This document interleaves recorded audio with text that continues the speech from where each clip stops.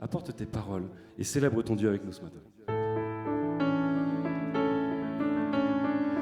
Qui suis-je pour que le roi des cieux m'ouvre ses bras? Perdu mais trouvé par sa grâce, son amour pour moi, son amour pour moi. Dis-le, il m'a libéré. M'a libéré, ma dette est payée, je suis enfant de Dieu, je suis à lui. Il m'a racheté à la croix, grâce insondable. J'étais esclave du péché, mais il m'a sauvé. Jésus m'a sauvé, Il m'a libéré, ma dette est payée, je suis enfant de Dieu, je suis à lui. Et dans sa maison, j'ai trouvé ma place. Je suis enfant de Dieu, je suis à lui. Je suis choisi et affranchi. En toi je sais qui je suis. Tu es pour moi, pas contre moi. En toi je sais qui je suis. Je suis choisi et affranchi. En toi je sais qui je suis. Tu es pour moi, pas contre moi. En toi je sais qui je suis. En toi je sais qui je suis. Il m'a libéré, ma dette est payée. Je suis enfant de Dieu, je suis à lui.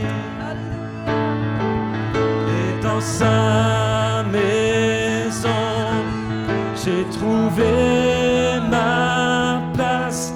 Je suis enfant de Dieu, je suis à lui.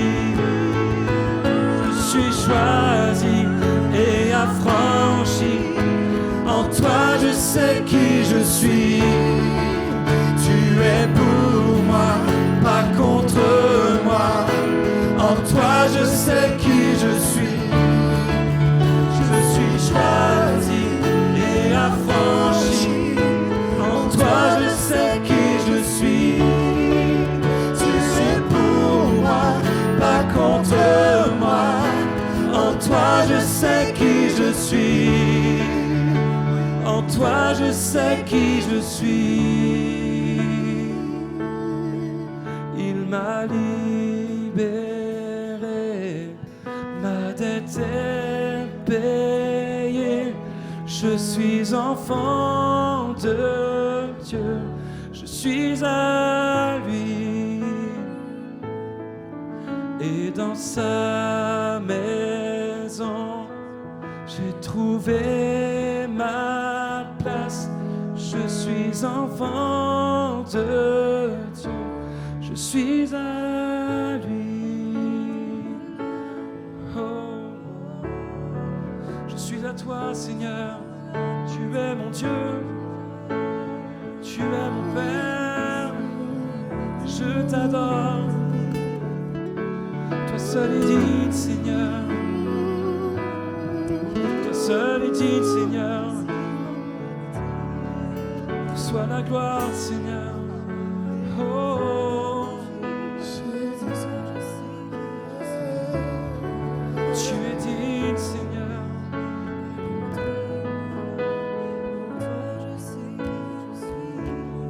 Oh,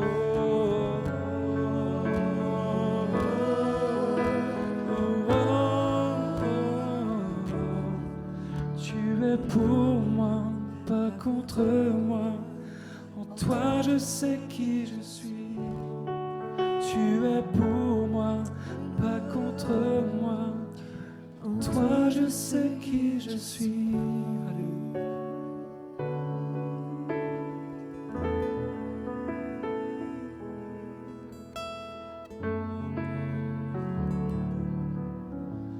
Alléluia. Je ne sais pas comment a été ton Père sur cette terre. Je ne sais pas s'il a été présent ou absent. Mais j'aimerais juste te dire, sans aller trop loin, que tu as un Père dans le ciel. Tu as un Père dans le ciel, il est doux, il est aimant, il veut ta réussite, il veut te faire du bien. Juste, saute dans ses bras, cherche sa présence, cherche son cœur. Il veut se répandre en toi.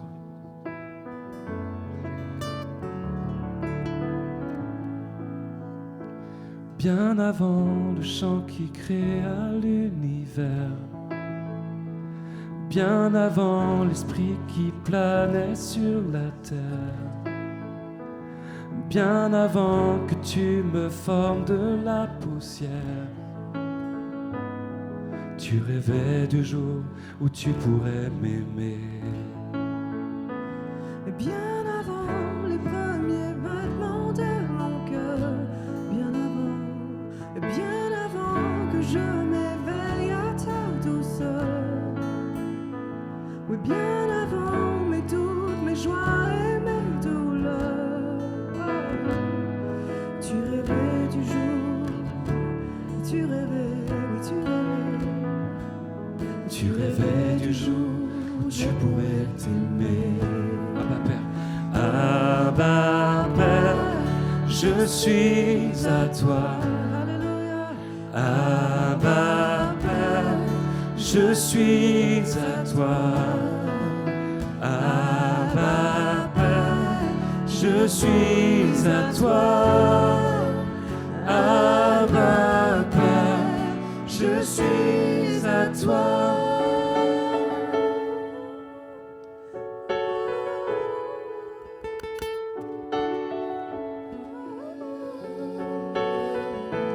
Bien avant sur la terre, bien avant le Fils qui nous montre le Père, bien avant que les cieux sur moi soient ouverts.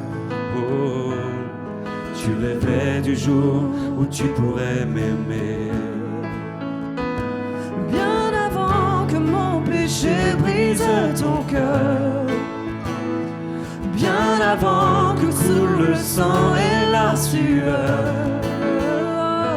bien avant les clous, l'effroi et la douleur, tu rêvais du jour où je pourrais t'aimer. Oh, tu rêvais du jour où je pourrais t'aimer. Ah, Père, je suis à toi. Je suis à toi, Abba Père, je suis à toi, Abba Père, je suis à toi, Abba Père, je suis émerveillé, saisi par l'immensité de ton amour pour moi.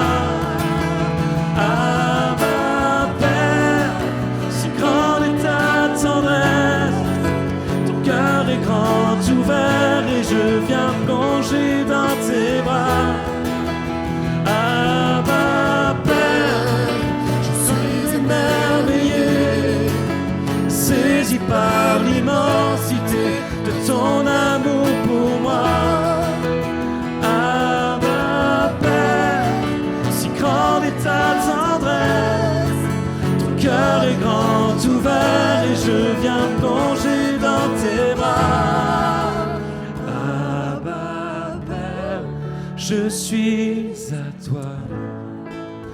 Abba Père, je suis à toi.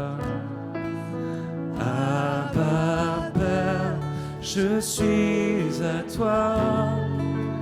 Abba Père, je suis à toi. Abba Père, Abba Père, je suis à toi. Abba Père, je suis à toi. Abba Père, je suis à toi. Abba Père, je suis à toi. Oh, je suis à toi. Célèbre ton Père ce matin. Approche-toi de son cœur. Je suis à toi, Seigneur. Merci pour ton amour. Je t'adore, Père, mon roi.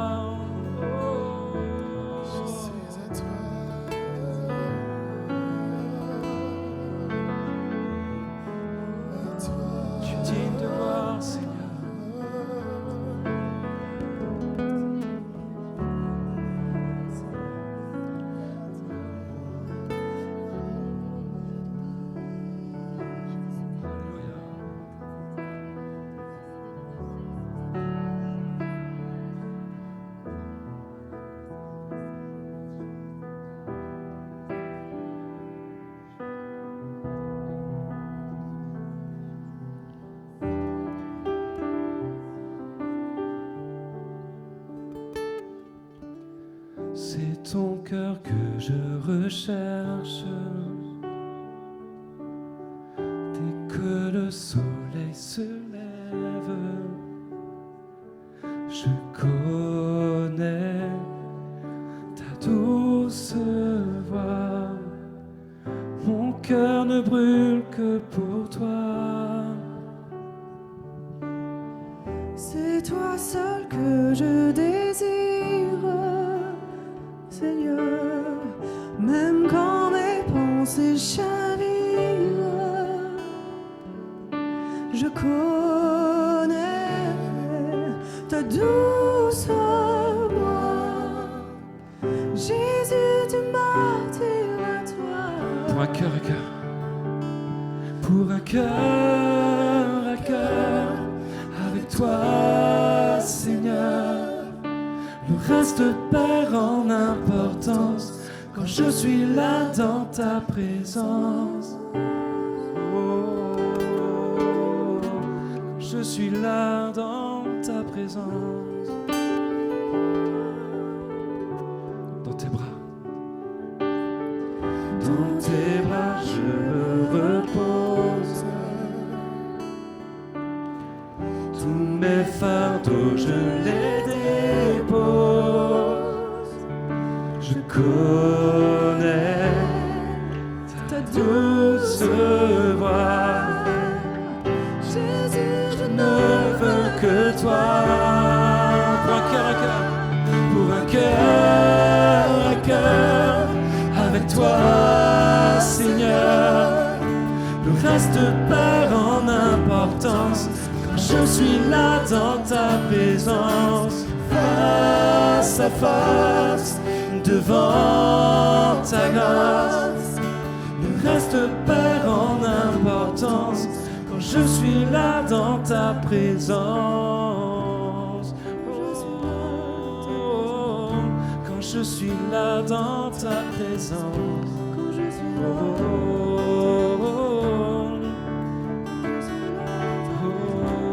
Je suis là, Seigneur, près de toi, mon Dieu.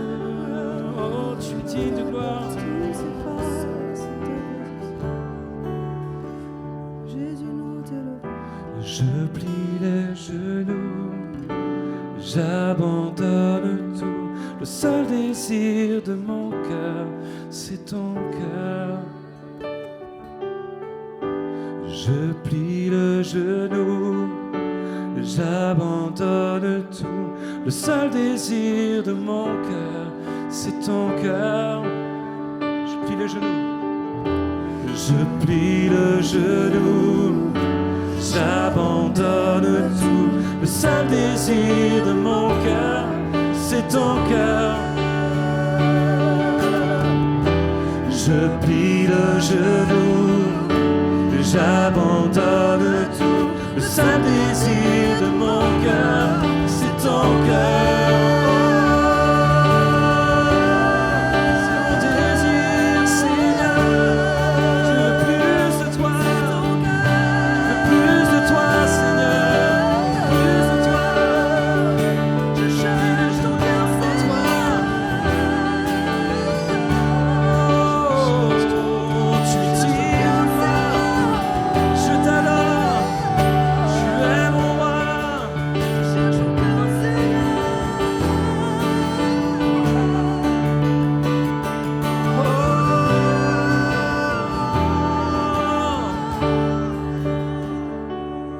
Pour un cœur à cœur avec toi, Seigneur, le reste perd en importance quand je suis là dans ta présence, face à face devant ta grâce. Le reste perd en importance quand je suis là dans ta présence. Oh, quand je suis là dans ta présence. Je suis là dans ta présence.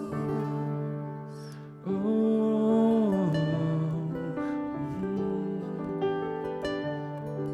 juste dans ta présence. Juste dans ta présence.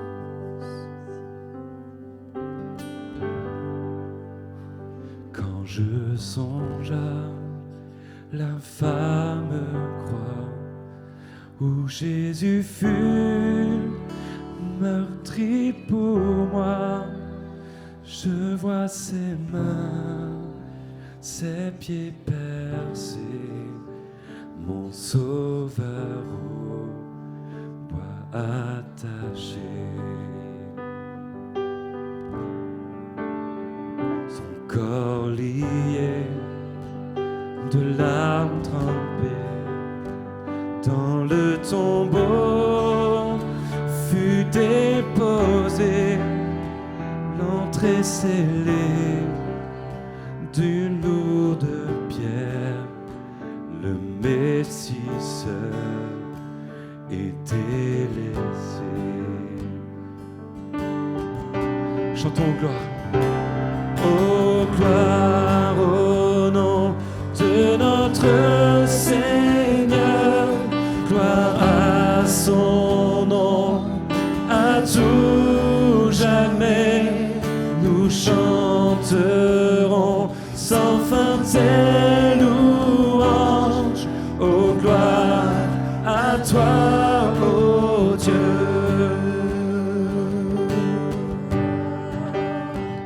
Mais au matin du troisième jour, le Fils des cieux est ressuscité.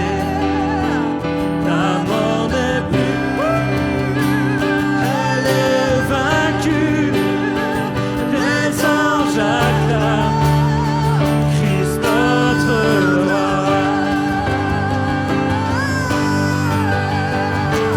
Oh gloire au nom de notre Seigneur, gloire à son nom, à tout jamais, nous chanterons sans fin tes louanges. Oh gloire à toi, ô Dieu, oh gloire au nom de notre Seigneur, gloire à son nom, à tout jamais, nous chanterons sans fin tes louanges. Oh gloire à toi, ô Dieu.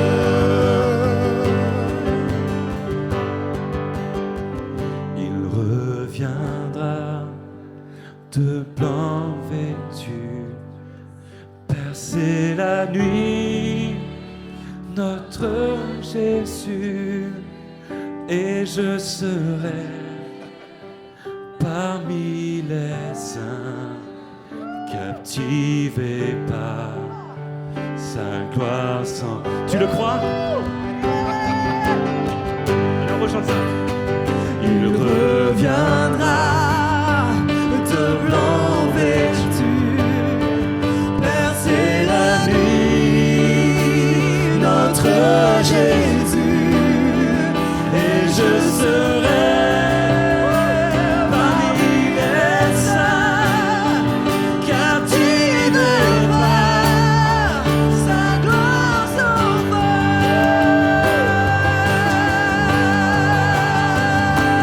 Oh, gloire au nom de notre Seigneur, gloire à son nom, à tout jamais. Nous chanterons sans fin tes louanges. Oh, gloire à toi, oh Dieu. Oh, gloire au nom de notre Seigneur, gloire à son nom, à tout jamais. Nous chanterons sans fin tes louanges. Oh, gloire à toi. Oh, gloire au nom de notre Seigneur, gloire à son nom, à tout jamais. Nous chanterons sans fin tes louanges. Oh, gloire à toi, oh Dieu. Oh, gloire à toi, oh Dieu. Oh, gloire à toi, oh Dieu.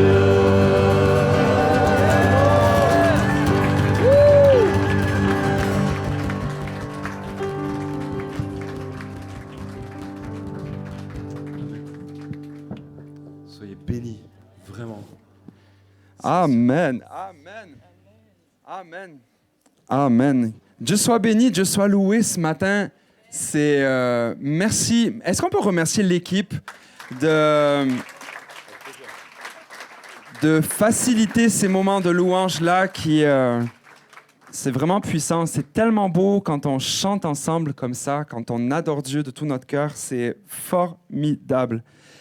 Ce matin, pendant les 3-4 prochaines heures, on va... Je la refais tout le temps.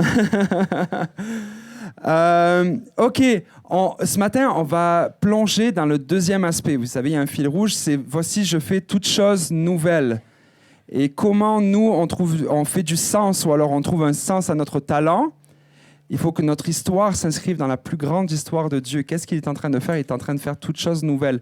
On a vu qu'il a commencé avec la création. Okay? Que le récit biblique, c'est un récit de création et de recréation. Pas de récréation. C'est un récit de création et de recréation. Qui peut me rappeler rapidement, hier, qu'est-ce qu'on a vu par rapport à la création? Premier point, ça commence avec Dieu. OK. Dieu nous a créés à son image. Il nous a aussi créés comme des créateurs. Donc, parce qu'il a la capacité de créer, il nous a transmis cette capacité-là. C'est ce qui nous distingue des animaux. OK, deuxième point. Après, c'est qu'est-ce qui se passe? Ça commence avec une communauté. Exactement, c'est bon, vous suivez bien. Hein? Ça commence avec la communauté. Puis on va voir aujourd'hui à quel point ça fait écho à ce passage-là. Ça commence avec une communauté et ça commence aussi avec l'Esprit Saint. Exactement, l'Esprit Saint qui se mouvait au-dessus du chaos et qui commence à organiser le chaos, qui crée à partir de rien. OK? Après, par la suite, on a vu deux principes super importants, deux choses qu'il faut garder en tension. C'était quoi? Exactement, que l'esprit allait avec la créativité. L'esprit, c'est pas l'esprit ou la créativité, c'est pas la créativité ou l'esprit, non, c'est que l'esprit et la créativité, ouais, punaise, ah ouais, carrément, quoi. C'est bientôt, on dirait un Canadair, quoi. Pitié, ne me fonce pas dessus. Vas-y, sors. Oui, prends ton envol. OK, sors de ta cage. Et puis le dernier point qu'on a vu, c'est que l'esthétique est importante. Il ne faut pas sacrifier l'esthétique sur l'autel de la fonctionnalité et ni sacrifier la fonctionnalité sur l'autel de l'esthétique. Dieu est sur le trône et nous appelle à apporter tout ce que nous faisons comme une offrande pour lui et pour les gens. Amen. C'était ça hier. Aujourd'hui, on va maintenant aller dans le Nouveau Testament. Dieu fait toutes choses nouvelles. Ne le reconnaîtrez-vous pas? Il le fait actuellement, il le fait dans nos vies aussi. Et on va voir, on va commencer en fait, comment se manifeste la chose nouvelle. Parce qu'on a vu l'arc narratif de la Bible, c'est Dieu crée. Ensuite, après, qu'est-ce qui se passe? L'être humain, il fait des bêtises. Tout le mandat qui lui avait été donné, finalement, il s'en sert de sa créativité pour chuter. Dire, moi, je peux le faire indépendamment de Dieu. Moi, je peux avoir la science. Je peux m'élever au-dessus de Dieu, finalement. Puis là, qu'est-ce qui se passe? La chute. Et après, il y a le plan de rédemption qui se met en place et qui culmine avec la mort et la résurrection de Christ. La mort et la résurrection de Christ, c'est ce qui inaugure l'ère de recréation. À ce moment-là, Dieu est en train de créer toutes choses nouvelles. Il le faisait déjà avant, il y avait les prophètes qui parlaient, il y avait son esprit qui était agissant déjà dans l'Ancien Testament. Mais là, à ce moment-là, il y a une ère de création nouvelle qui se passe. Et cette création-là, guidée par son esprit, est une ère de création totalement incroyable, extraordinaire. Et on va voir aujourd'hui comment se manifeste cette nouvelle création-là dans nos vies. Et on va pour ça aller dans 2 Corinthiens 5, 17. Merci beaucoup Thierry. Si quelqu'un est en Christ, il est une nouvelle créature. Les choses anciennes sont passées, voici, toutes choses sont devenues nouvelles. Amen. Merci Seigneur pour ta parole. Ce verset-là est un verset fondateur du Nouveau Testament. Pour moi, c'est mon Jean 3,16. Ou alors quand on lit justement la Bible avec cette lunette-là que Dieu est en train de faire toutes choses nouvelles, ce verset-là, il revêt une importance capitale. Dieu dit, je suis en train de faire une chose nouvelle et ça se manifeste dans vos vies. Je le fais dans le monde, oui, mais ça se manifeste à travers vos vies, en premier. Et le mot ici, toute chose nouvelle, il y a un mot en grec qui donne ce sens-là. En fait, il y a deux mots qui veulent dire nouveauté. Dans le Nouveau Testament, dans la Bible en grec, il y a deux mots pour nouveauté. Le premier mot pour nouveauté, c'est néo. Néo, donc c'est-à-dire nouveau. Et nouveau, en principe, c'est dans le terme de néo, c'est créé à partir de rien. Imaginons, on va au concessionnaire, on achète une voiture, la voiture n'existait pas avant, hop, d'un coup, après, on a une nouvelle voiture. C'est une voiture qui n'existait pas, c'est néo. OK? Mais ici, ce n'est pas le mot qui est utilisé, ce n'est pas néo. Le mot qui est utilisé, c'est kainos. Kainos, ça me fait halluciner comme c'est puissant, ce qui est inclus dans ce mot-là. Kainos, ça veut dire nouveau, mais qui existait déjà dans le passé. Ça existait déjà dans le passé, mais c'est en rupture avec le passé. Voici, je fais toute chose nouvelle, c'est avec quelque chose qui existait déjà, mais que Dieu transforme et fait quelque chose de nouveau, en rupture. Et ça, c'est vraiment puissant, parce que des fois, on a l'impression, en fait, que Dieu, on voudrait qu'il crée quelque chose de nouveau, on voudrait un nouveau nous. On voudrait un nouveau nous, hein. Ah Seigneur, je me trouve pas assez bien, je me trouve pas... Voici tous les brisements que j'ai vécus, toutes ces choses-là. On voudrait tellement avoir une nouvelle vie qui est totalement détachée de nos vies des fois. Mais ce n'est pas comme ça que Dieu opère. Quand Dieu fait toutes choses nouvelles, et il le fait à travers toute la création, la recréation, il le fait à partir de ce qui existe déjà, à part pour la création.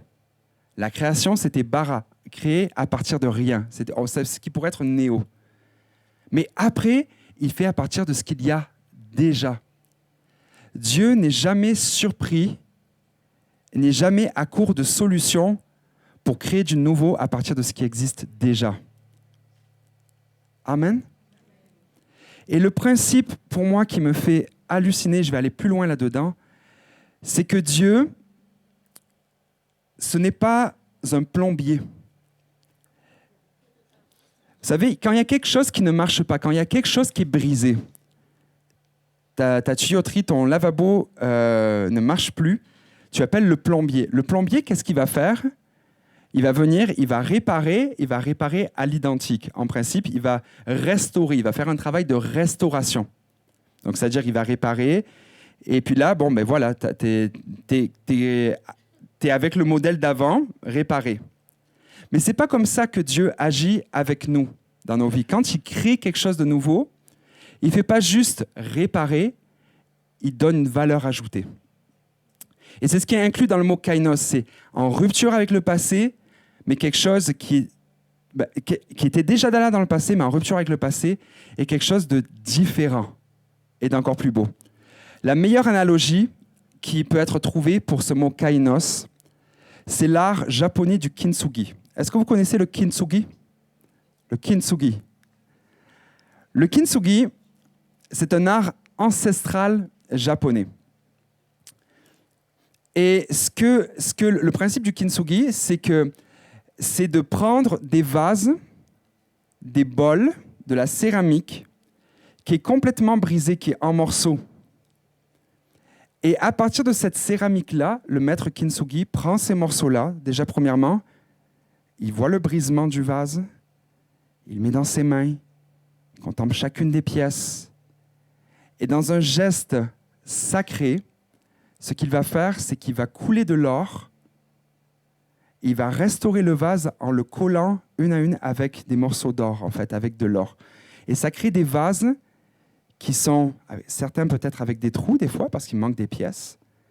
Mais ça crée des vases, en fait, qui sont magnifiques et qui sont tous liés, toutes les pièces sont liées avec de l'or. Et ce qui est fabuleux là-dedans, c'est que c'est l'image de ce que Dieu fait avec nous. Dieu ne fait pas juste restaurer une version d'avant. Dieu est en train de faire quelque chose de nouveau et il fait deux choses à travers ça. Il te restaure dans ta fonction, comme le maître kintsugi qui va prendre ce vase-là, qui va dire « Tu pensais que c'était brisé, tu pensais que c'était trop tard, tu pensais que c'était plus possible pour toi, tu pensais que tu étais allé trop loin, tu pensais que tu étais trop brisé. » Il le prend dans ses mains. Il prend là, il dit « Tiens, je vais te réparer. Je vais te réparer. Tu vas être utile à nouveau. Tu vas être utile. » Ce vase-là peut servir à nouveau. On peut mettre des choses dedans. Il n'est plus brisé, il ne sert plus à rien. Et là, il te restaure dans ton utilité. Il nous restaure, nous, dans notre utilité. Dieu, c'est ce qu'il fait. Il fait quelque chose de nouveau, il nous restaure de cette façon-là. Mais il ne fait pas juste nous restaurer dans notre utilité. Il nous ajoute de la valeur. Il ajoute de la valeur. Parce que ces vases-là, ce n'est pas des vases qui coûtent moins cher qu'avant. Bien au contraire, ces vases-là ont une valeur inestimable après avoir été restaurés par le Maître. Et c'est exactement ça que Dieu fait avec nous. Ne pense pas que tes brisements, ne pense pas que tout ce que tu as vécu qui t'a brisé, t'a enlevé de la valeur et t'a enlevé de l'utilité. Dieu t'ajoute de la valeur. Dieu t'ajoute de la valeur. Dieu restaure et ne crée pas à l'identique. Il va créer encore bien mieux. Ce matin, c'est une parole d'espoir pour nous. C'est une parole d'espoir pour nous. Il n'y a rien que Dieu ne peut pas faire avec nos vies. Tu as l'impression que c'est fini, que tu es en 1000 morceaux. Mais ce n'est pas la fin. Dieu te restaure dans ton utilité. Tu vas servir à nouveau. Tu sers à nouveau. Tu sers. Et Dieu se sert même de tout ça comme un témoignage pour lui. Il se sert de toi. Ce n'est pas parce que tu es parfait que Dieu va se servir de toi. Nous sommes tous des vases brisés. Nous sommes des vases brisés. Et Dieu, il ne dit pas, ah bon, ok, je vais quand même me servir de toi. Non, non, non, non, non. Il dit, ça là, ce brisement-là, là, regarde, c'est comme mes cicatrices. Jésus qui montre ses cicatrices, qui dit, non, non, non, regarde. Il y a une utilité pour ça. Il y a une utilité. Tu vas être un témoignage pour d'autres. Ton brisement n'est pas la fin. Ton brisement, c'est le début de l'action de Dieu. Dieu va se révéler à travers tes brisements. Il va couler de l'or à travers toi. Il va te restaurer. Il va te servir de toi, te rendre en utilité. Mais il va aussi t'ajouter de la valeur. De la valeur. Tu as de la valeur. Entre les mains du Maître, tu retrouves ta valeur et tu en as même plus. Amen. Amen. C'est ça que fait le Maître en nous. C'est ça que fait Dieu en nous. Quand il crée toute chose nouvelle, il le fait pas juste à moitié. Il le fait complètement. Si donc vous êtes en Christ, vous êtes des nouvelles créatures. Voici, toutes choses sont devenues nouvelles. Kainos. Kainos. Et comment on peut activer toutes ces choses-là dans nos vies? Comment? Comment on active ces choses-là? C'est certain qu'une relation avec le Père, c'est ça qu'on a besoin. On a besoin de cette relation-là avec le Maître. Je vais l'appeler le Maître Kintsugi, notre Dieu, qui est le Maître Kintsugi parfait, qui nous prend dans ses mains et qui nous restaure. On a besoin de cette relation-là. On a besoin de cette communion avec lui.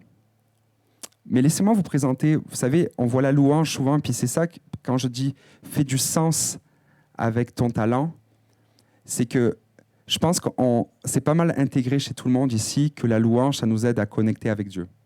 On est d'accord? Ça nous aide à connecter avec Dieu, ça nous aide à connecter les autres avec Dieu, ça nous aide à nous restaurer. Toutes ces choses-là, je pense que c'est quand même de l'acquis. Je pourrais très bien vous parler de la victoire dans nos épreuves aussi, ou alors de chanter au milieu de l'épreuve. On le connaît, tout ça. Mais j'aimerais vous amener dans une lecture différente aujourd'hui, peut-être des aspects qui sont moins explorés par rapport au rôle de l'adoration et de la louange pour la formation, pour la formation de la vie nouvelle dans nos vies. Amen. J'aimerais juste prendre le temps de prier peut-être au milieu. Je sais que ce n'est pas commun. Mais j'aimerais vraiment, parce que je sens vraiment que Dieu est en train d'agir aussi par rapport à ça. Je pense que j'aimerais juste qu'on puisse fermer les yeux, puis élever nos mains. Parce que je sens vraiment que Dieu est en train de restaurer des personnes ici ce matin. Des personnes qui ont été brisées par la vie, par d'autres personnes. Et ce matin, si c'est toi, Dieu te prend tel que tu es, avec tes brisements, avec tes fautes, avec tes erreurs, avec tes remords, ce que tu aurais dû faire et que tu n'as pas fait, ce que tu n'aurais pas dû faire et que tu as fait. Il te prend avec tout ça, mais il te prend aussi avec ce que tu as vécu et que tu n'aurais jamais dû subir. Il te prend dans ses mains. Et alors que tu pensais qu'il n'y avait aucun avenir pour toi, il te dit « Non, je suis là. Tu as un avenir. Tu as un avenir. » Saint-Esprit, on te demande que tu fasses ton œuvre ce matin. Seigneur, fais ton œuvre. Tu es le Maître. Tu nous prends dans tes mains. Et Seigneur, tes larmes, Seigneur, comme des larmes d'or, viennent combler tout ce qui a été brisé. Viens recoller les morceaux de nos vies. Tu connais l'ampleur de la douleur. Il n'y a rien que tu n'aies pas vécu toi-même. Tu as vaincu l'injustice, tu as vécu l'injustice. Tu as vécu le brisement, tu as vécu le rejet. Tu as vécu la trahison.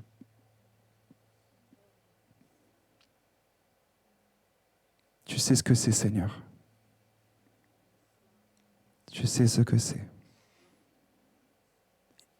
Et maintenant, tu restaures, Seigneur. Tu fais l'œuvre nouvelle. Le cycle s'arrête aujourd'hui. Le cycle destructeur s'arrête aujourd'hui. Tu recolles les morceaux, Seigneur. Tu recolles, tu restaures. Tu crées quelque chose de nouveau, de plus beau, de meilleur. Dans la douceur de ces moments, Seigneur, tu restaures et tu agis. Alléluia. Alléluia. Tu agis, Seigneur. Tu agis, Seigneur.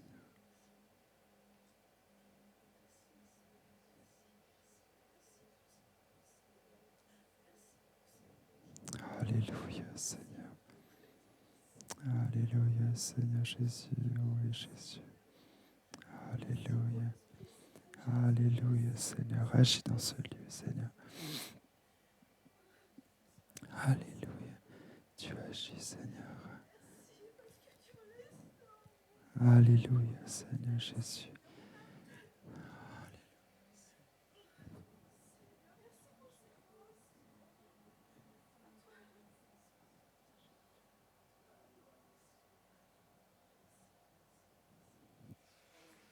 Merci pour ton action, Seigneur Jésus. Amen.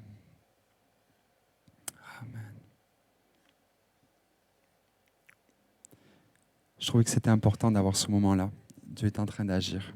Amen. On va poursuivre. On va poursuivre. Et juste avant d'afficher ce verset-là, s'il te plaît, Thierry, on va y aller dans comment se manifeste cette nouvelle vie, cette nouvelle création dans nos vies. Ça se manifeste à travers deux choses. L'adoration, c'est un moyen extraordinaire pour activer ces nouvelles choses dans nos vies. Et ça se fait, voici les deux côtés peut-être les moins explorés. Ça se fait premièrement par la formation spirituelle. La formation spirituelle ou alors les disciplines spirituelles. Vous savez, les disciplines spirituelles, c'est quelque chose qui n'est pas forcément beaucoup exploré.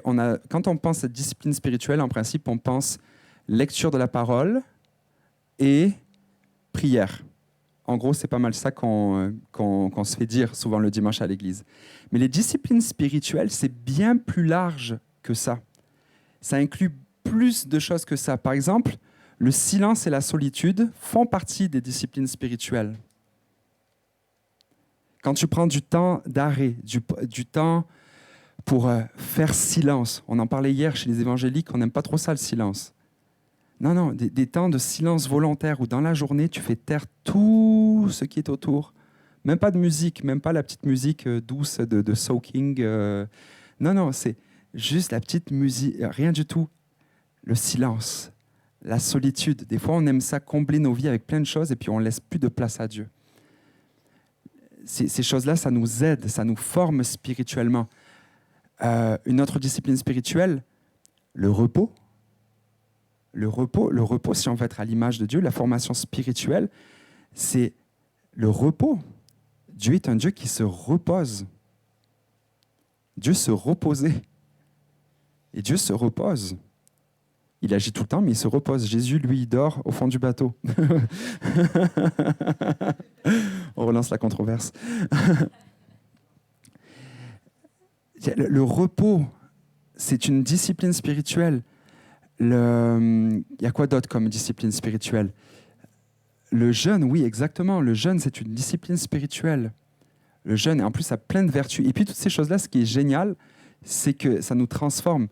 Les disciplines spirituelles sont un moyen pour Dieu pour activer sa grâce transformatrice dans nos vies. Notez bien ça. Les disciplines spirituelles sont un moyen pour Dieu d'activer sa grâce transformatrice dans nos vies. Et ça inclut la gratitude.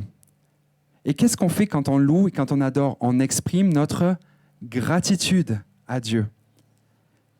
Et c'est pour ça que ce verset-là, vous allez voir le prochain verset, s'il te plaît. Non, c'est pas celui-là. Celui d'avant, s'il te plaît. Celui de Corinthiens, ou c'est Corinthiens? Attends, non, c'est Corinthiens, s'il te plaît. Voilà. 2 Corinthiens 3, 18. Nous tous qui, le visage découvert, contemplons comme dans un miroir la gloire du Seigneur. Nous contemplons comme dans un miroir. Donc, c'est-à-dire, on parle d'adoration en ce moment. On est en train de contemplation, de discipline spirituelle. C'est une discipline spirituelle en ce moment qui est exprimée. La gloire du Seigneur.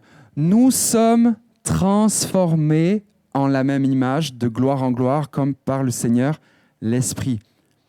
Nous contemplons, discipline spirituelle, nous sommes transformés. Résultat. Et nous sommes transformés en quoi? En la même image. Est-ce que ça vous rappelle quelque chose? Même image. Imago Dei. Nous retrouvons l'image originelle. Nous retrouvons l'image originelle, créature de Dieu, créés par Dieu à l'image de Dieu. De personnes brisées qui avions perdu, que cette image-là s'était voilée.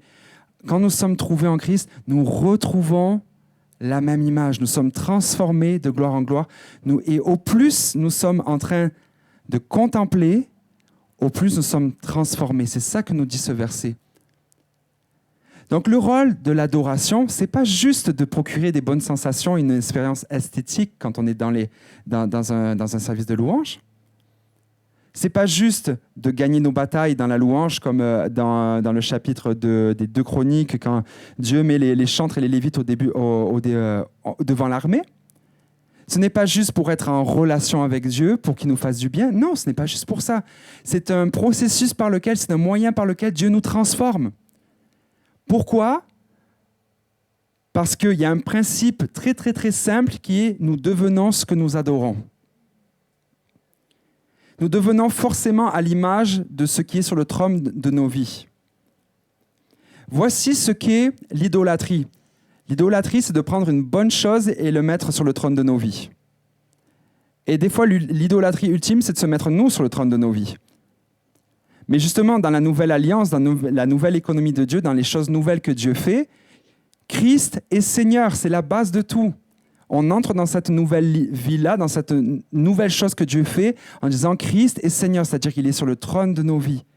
Et à partir de ce moment-là, dans un processus de contemplation et de soumission à lui, on est transformé en la même image. L'idolâtrie, c'est de mettre toutes sortes de choses sur ce trône-là, et des choses qui sont bonnes. Des choses qui sont bonnes. L'idolâtrie, c'est pas juste de mettre des choses mauvaises sur le trône, non, c'est des choses qui sont bonnes, mais de les élever au-dessus de Dieu, de les mettre sur le trône. Non, là, on restaure Dieu, on le met sur le trône de nos vies, et on commence à le contempler, et en le contemplant, nous sommes transformés en la même image. Si tu veux être transformé dans la même image de Dieu, passe du temps à le contempler. Si tu veux que cette vie-là s'active à l'intérieur de toi, passe du temps à le contempler. Passe du temps avec lui. Vous savez, il y a un adage populaire qui dit qu'on est toujours la somme de nos relations, en fait. Sois en relation avec le Christ. Sois en relation avec Christ. Tu vas devenir à son image. Tu es déjà créé à son image, mais tu vas être renouvelé à son image. Tu vas être renouvelé à son image en le contemplant. Et puis, ce n'est pas hyper conscient. Ça prend juste une décision, une intentionnalité. Mais au fur et à mesure, on est transformé de gloire en gloire. De gloire en gloire. On parle ici de processus de gloire en gloire en gloire. C'est un processus continu qui se fait, c'est quasi automatique. Dieu nous transforme. C'est un moyen par lequel Dieu nous transforme. Donc, la première chose, comment Dieu se révèle et comment Dieu nous transforme et crée toutes choses nouvelles en nous, il le fait à travers les disciplines spirituelles. Et puis, je n'ai pas le temps de passer à travers toutes les disciplines spirituelles, mais là, ici, on a vu la contemplation, l'adoration et la gratitude. L'autre chose, il le fait à travers la catéchèse. Grand mot, hein, la catéchèse, le catéchisme, c'est-à-dire l'enseignement. L'enseignement. Dieu nous change aussi en changeant la façon dont on pense. Et comment on pense est influencé parce que nous apprenons. C'est pour ça que l'enseignement est suprêmement important. Et pourquoi je parle ici d'enseignement ? Parce que l'adoration a un but d'enseignement. Comme je vous ai dit, ce n'est pas juste comme un petit bouillon de poulet chaud l'hiver pour réchauffer nos cœurs. Non, l'adoration, ce n'est pas juste ça. L'adoration, c'est un moyen dont Dieu se sert pour nous enseigner, nous transformer et activer les nouvelles choses dans nos vies. Il le fait à travers l'enseignement. Regardez, dans Colossiens 3,16. Ça, c'est un de mes 3,16 préférés aussi. Il y a Jean 3,16, mais il y a Colossiens 3,16. Que la parole de Christ habite parmi vous abondamment. Ok, ça on est d'accord. Que l'enseignement de Christ, que la parole de Christ demeure au milieu de vous. Et là, qu'est-ce qu'il dit ? Instruisez-vous et exhortez-vous les uns les autres en toute sagesse. Comment ? Par des psaumes, par des hymnes, par des cantiques spirituels, chantant à Dieu dans vos cœurs sur l'aspiration de la grâce. Avez-vous noté le lien qu'il y a entre l'enseignement et le chant ? C'est une portion en fait qui est souvent sous-estimée. Et pourtant, le seul enseignement souvent que les gens retiennent, ou alors la seule théologie que les gens retiennent souvent, ce sont les chants qu'ils chantent à l'église. Je ne veux pas offusquer ici les pasteurs, mais je sais qu'on travaille tous fort. Hein. Moi, ces enseignements-là, ça me prend du temps à les préparer. Mais je pense qu'à moins qu'il y ait des super-héros ici parmi nous, mais je pense que dans quelques semaines, vous aurez oublié la majorité des choses que je vous aurais dites. Ou peut-être pas, je ne sais pas, j'espère que non. Mais par contre, j'en suis certain que vous pourrez chanter encore à nouveau mes chansons par cœur. N'est-ce pas? Infiniment grand, j'en suis sûr qu'il y en a plein qui peuvent la chanter par cœur ici. Pourquoi? Parce que les chants, c'est facile à retenir. Qui se souvient des 5 points de la prédication par cœur de votre pasteur il y a 3 semaines? Bon, oui, c'est ça, Thierry, voilà. Ça compte pas, Thierry. Toi, t'es né dedans, t'es tombé dedans. Non, c'est ça. Je pense qu'il n'y a personne. Par contre, je pense que là, en ce moment, si je posais la question, combien de chants vous pouvez chanter par cœur? J'en suis sûr que vous pouvez en chanter au moins 50. 50 facile, hein? Peut-être pour certains, une centaine. Une centaine. Pourquoi? Parce que la musique est un moyen extraordinaire, mémotechnique, pour se souvenir des choses. Donc c'est ça. Donc les chrétiens, en principe, ne retiennent pas la théologie, si ce n'est les chants qu'ils chantent à l'église. Voici pourquoi notre rôle, à nous, est de s'assurer que notre théologie est bonne dans nos chants. Donc ici, je parle à tous les leaders de louange, tous les chanteurs. Vous n'êtes pas juste des chanteurs, vous n'êtes pas juste des artistes avec un certain goût esthétique, vous êtes des enseignants. C'est ce que Paul dit. Instruisez-vous, exhortez-vous, comment? Par les psaumes, par les hymnes, par des cantiques spirituels, c'est-à-dire des chants qui sont comme ça, qui sont inspirés, que tout soit inspiré. Vous enseignez les uns les autres à travers la louange que vous apportez le dimanche. C'est un moyen par lequel Dieu active cette nouvelle chose dans nos vies, à travers le catéchisme, à travers la doctrine qui est inclue dans nos chants. Donc, première application pour nous, c'est quoi? Sélectionnez bien vos chants. Sélectionnez vos chants correctement. Assurez-vous que ce n'est pas juste des chants « Oui, Seigneur, je t'aime, tu m'aimes ». Et c'est bien. Puis parce que ça nous enseigne l'amour de Dieu, c'est bien, il en faut des chants comme ça. Mais est-ce que des fois, on a peut-être mis de côté des chants qui étaient un petit peu plus doctrinaux? Vous savez, les bons vieux hymnes.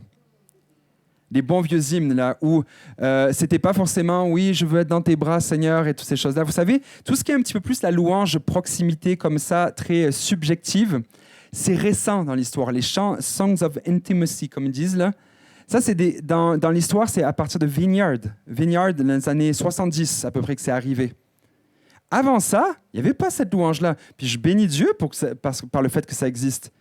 Mais avant, dans nos assemblées, je ne sais pas si vous regardez, les gens suivaient, ils n'étaient pas comme ça avec les mains dans les airs, non, ils suivaient et puis ils déclaraient des vérités sur l'Évangile, sur Christ qui il était, ce qu'il est dans nos vies, ils s'exhortaient les uns les autres. Des fois même, il y avait ces moments très, très, très bizarres et malaisants dans les églises où les chrétiens se chantent les uns aux autres.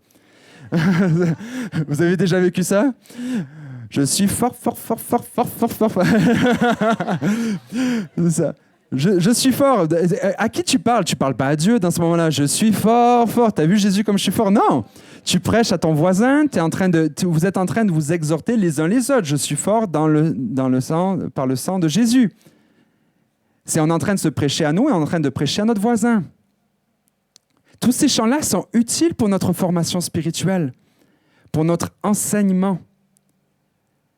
Donc, choisissez bien vos chants. Si vous êtes leader de louange ou responsable de votre département musique dans l'Église, assurez-vous que vos chrétiens dans l'Assemblée aient une nourriture équilibrée à travers toute l'année ou dans le mois. Peut-être vous pouvez l'évaluer au mois. Peut-être qu'il y a certains services de louange qui peuvent être un petit peu plus le cœur du Père, par exemple, comme on a vécu ce matin. Mais peut-être qu'il va y avoir des moments où on va plus focuser sur Christ, sur la croix, par exemple. Sur la croix, et puis de voir les implications de la croix. Un dimanche. Peut-être que notre dimanche, ça va être sur la grâce, imaginons. Ça peut être ça. Mais que les chrétiens, au bout de l'année, ils aient une compréhension du salut en Jésus-Christ et de la vie nouvelle de ce que Dieu veut faire en eux, que ce soit intégré à leur vie, il faut qu'on soit responsable de ça aussi. Ce n'est pas le rôle juste de ton pasteur. C'est ton rôle à toi quand tu fais ta liste de chants. C'est ton rôle à toi. Et quand vous vous présentez, ne voyez pas juste comme des personnes qui allaient faire une belle performance. Enseignez les gens, rappelez-leur. J'ai aimé ce matin l'introduction de Joseph. Vous avez vu, il a pas été « Comment ça va ce matin? Allez, hop, hop, hop », comme ça, mais il ne s'est pas mis en mode performance. Il a facilité ce moment de louange-là en nous rappelant des vérités de l'Évangile, que Dieu est notre Père. Que Dieu est notre Père, qui n'avait pas d'enfant préféré et que peu importe comment tu es, peu importe le talent que tu as ou celui que tu n'as pas ou celui que tu envies à quelqu'un d'autre, Dieu t'accueille tel que tu es, il t'aime tel que tu es. Et ça nous a enseigné et ça nous a appris quelque chose. Donc il y a un rôle didactique pendant des années, pendant des millénaires, pas des millénaires, je dis tout le temps de millénaires, mais il y en a juste 2. Pendant des siècles, l'Église a utilisé l'art pour enseigner. Au Moyen Âge, les gens ne savaient pas lire pour la plupart. Pourquoi y a-t-il des vitraux dans les églises catholiques? C'est parce que les gens ne savaient pas lire. Donc, ça racontait les histoires de la Bible. C'est comme des bandes dessinées anciennes, les vitraux. L'art avait pour but d'enseigner. Et je crois qu'il faut qu'on saisisse que ce n'est pas qu'il faut qu'on soit intentionnel à enseigner avec l'art, parce que d'une façon non intentionnelle, on enseigne tout le temps. C'est qu'est-ce que tu enseignes à travers l'art que tu fais? Est-ce que tu enseignes les bonnes choses? Est-ce que tu fais attention à la doctrine qu'il y a dans les chansons? Est-ce que tu t'assures de la nourriture équilibrée que les chrétiens vont avoir? Parce que c'est ça qui va les faire grandir. C'est pour ça qu'à l'époque, avec Impact, on avait fait l'album qui s'appelle Sola Gratia. Sola Gratia, c'était un album où on redécouvrait la grâce et où on avait voulu aller plonger dans le contenu plus théologique. Par exemple, la chanson Sola Gratia, si vous écoutez bien, c'est vraiment un exposé théologique sur la grâce d'une façon presque luthérienne. Et moi, je sais que j'étais, à cette époque-là, j'étais à l'école biblique. Non, je n'étais plus à l'école biblique, mais dans ma vie, il y avait un renouveau pour la théologie. Pourquoi? Parce que je voulais ancrer ma vie sur des solides fondations. Et là, j'ai commencé à creuser dans la parole. J'écoutais de plus en plus de prédications qui n'étaient pas forcément « Tu vas avoir la victoire dans le nom de Jésus !» Non, ce n'était pas ça. Non, c'était plus « Qui est Jésus? Qui est Dieu? Qu'est-ce que ça fait dans ma vie ?» Composez des chants issus de ça. Composez des chants. Choisissez vos chants pour leur contenu. Ça ne veut pas dire que ça doit être des longs exposés. La théologie, ça ne veut pas dire des longs exposés plates et sans... Non. Faites-le d'une façon qui va être belle. Choisissez vos chants d'une façon qui vont être beaux. Parce que, encore une fois, comme Luther disait, la musique est un parfait véhicule pour pénétrer le cœur de Dieu avec l'Évangile. Le cœur de l'homme avec l'Évangile. Amen. Le dernier point sur lequel je voudrais insister, c'est que ce n'est pas juste une relation qui est unidimensionnelle avec Dieu. Est-ce que tu peux remettre, s'il te plaît, le verset « Enseignez-vous les uns les autres ». Voilà. « Que la parole du Christ habite parmi vous abondamment, instruisez-vous et exhortez-vous les uns les autres. » Les uns les autres. Les uns les autres. Est-ce que ça vous rappelle quelque chose, ça? Les uns les autres. Les uns les autres. Ça fait appel à quoi, ça, les uns les autres? Une communauté, une famille. Une famille.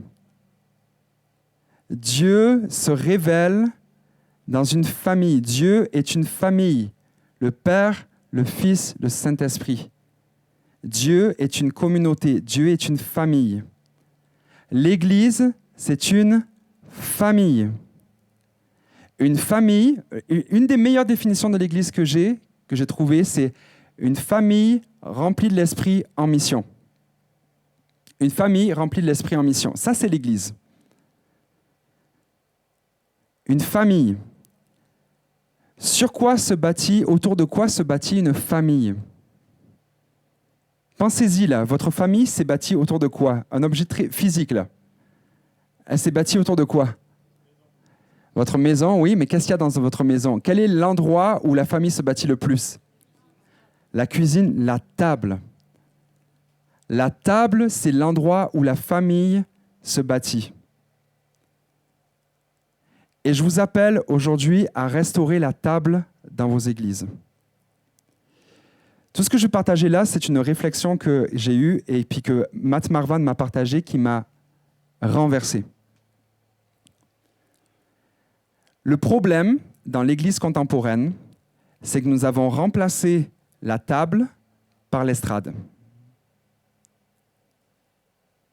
Nous avons remplacé la table où la famille se bâtit. Nous avons remplacé la table par le stage, par la scène. Pourquoi ? Un petit historique. Ce n'était pas comme ça avant. Si vous allez même dans certaines églises catholiques, moi je suis allé dans certaines communautés, il n'y a même pas de musiciens sur le stage. Il n'y en a pas de musiciens. Ils sont dans un coin ici. Je sais que dans certaines places, c'est encore ça comme ça dans certaines églises. Ils sont assis sur le côté des fois. Et puis la plupart du temps, des fois, ils font dos même à l'assemblée. Il n'y a pas forcément quelqu'un, un worship leader en avant qui motive les gens à adorer Dieu, etc. Non, les gens sont sur le côté. Et c'était comme ça pendant très, très, très longtemps. C'est dans les années 70, aux États-Unis, qu'il y a certains missionnaires américains qui revenaient d'Afrique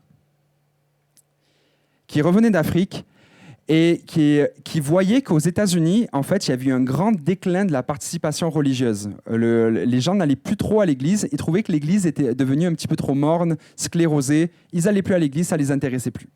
Et là, ils se sont dit, mais comment ça se fait que les gens ne vont plus à l'église ? Peut-être qu'ils trouvent que l'église n'est pas assez intéressante.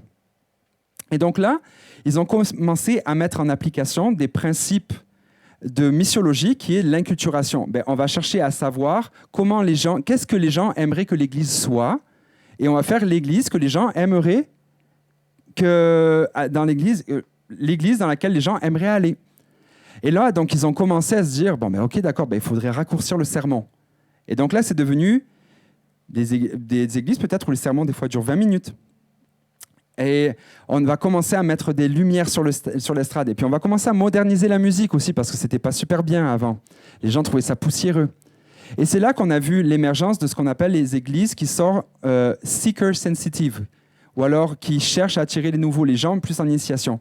Et ça a porté un grand fruit. Et je ne suis pas en train de bâcher ou alors de dire des choses mauvaises là-dessus. Moi, ça fait mes 20 dernières années, j'étais dans ce genre d'église-là. Des églises qui sont plus axées sur le fait que les nouveaux vont pouvoir se sentir confortables de venir à l'église et surtout que les chrétiens puissent inviter quelqu'un de nouveau à l'église, sans être gênés de ce qui va se passer éventuellement. On est tous d'accord avec ça, c'est bien. Puis on n'est pas en train de dire non, Dieu n'a pas agi à travers ça, etc. Le modèle le plus, peut-être celui qui l'a le mieux incarné, c'est l'église Hillsong. Puis je n'ai rien contre ça. Par contre, il faut réaliser, à l'heure actuelle, j'ai l'impression qu'il y a un vrai shift. Il faut réaliser qu'il y a eu plein de belles choses qui se sont passées à travers ce modèle d'église-là. Ça a dépoussiéré l'église. On se sent à l'aise d'inviter. Puis il y a eu une croissance extraordinaire. Par contre, des fois, ce qui a pu être le cas, c'est que plutôt que de servir de porte d'entrée pour des non-chrétiens, ça a servi peut-être de porte de sortie pour des chrétiens qui voulaient vivre une spiritualité qui était beaucoup moins engagée. Un petit peu plus de façon consommatrice. Et je ne suis pas en train de diaboliser les grandes églises ou quoi que ce soit, ça peut être aussi dans des petites églises. Donc, je ne suis pas en train de tirer sur personne en ce moment, il faut juste voir des fois le revers de la médaille de certains modèles. Et ce qui s'est passé, c'est que dans ces églises-là, des fois, ce qu'on a fait, c'est qu'en petit à petit, on a commencé, plutôt que de continuer à bâtir la table, où on bâtissait la famille, on a commencé à bâtir des stages. La musique, l'amplification, les lumières, le style de musique, etc. Puis je n'ai rien contre ça. Moi-même, je suis là-dedans. J'aime ça. C'est génial. Il faut présenter, je pense, l'évangile d'une façon articulée, contemporaine. Il n'y a aucun problème avec ça. Le problème, et puis il ne faut pas opposer les concepts. Il ne faut pas se dire soit la table, soit le stage. Le problème en ce moment, c'est qu'il y a un déséquilibre vers le stage, qu'on a oublié la table. Et le problème aussi, peut-être ça a été votre cas, c'était que dans un modèle de famille, qu'est-ce qu'on a besoin ? On a besoin de pères. On a besoin de pères qui s'asseyent à la table avec nous et qui bâtissent la famille. Dans le modèle avec le stage, on a besoin de pions. Dure vérité, peut-être que vous avez été un pion. On a besoin d'une personne qui va faire comme on lui dit de faire. et qui va être là, et puis que s'il s'implique, tant mieux, tu es considéré. Si tu ne t'impliques pas, pas besoin de toi. Je ne te parle pas, je ne te contacte pas, rien du tout. Tu ne fais plus partie de la famille. Et vous savez quoi? Je pense que ce qui est criminel, et puis ça j'en parle souvent, ce qui est criminel des fois, c'est de vendre l'équipe comme une famille. Ah, on est tellement une belle famille, l'équipe de louanges. On est tellement une belle famille. Tant que tu t'impliques, tu es de la partie de la famille. Si tu ne t'impliques plus, est-ce que la famille, tu en fais encore partie? Non. Pourquoi? Parce que dans une équipe, en principe, tu peux fixer des objectifs communs et puis aller vers ces objectifs-là. Et puis, tu as une obligation de rendement dans une équipe. Donc, moi, je préfère dire on est une équipe. Pourquoi? Parce que dans une équipe, tu peux faire des changements. Tu peux dire, oui, toi, tu peux jouer aujourd'hui. Regardez, par exemple, Mbappé, il est resté sur le banc ces derniers temps-là. Même pas sur le banc, il n'était même pas dans le match. Mais vous voyez ce que je veux dire? Une équipe, tu peux ou ne peux pas en faire partie. Par contre, dans une famille, tu ne peux pas vendre ta mère. Tu ne peux pas. Tu ne peux pas dire, tu n'es plus ma mère. Tu ne peux pas. Et je pense qu'il faut qu'on revienne à la table. Il faut qu'on revienne à la table, les uns les autres. Et ça a des considérations hyper pratiques. Et je vais finir dans moins de 5 minutes, chérie, si tu me permets une petite extension. Les considérations pratiques. Permettez toujours aux gens d'expérimenter les uns les autres. Les uns les autres. Ne permettez pas à ce que ce que vous faites le dimanche soit purement une expérience qui est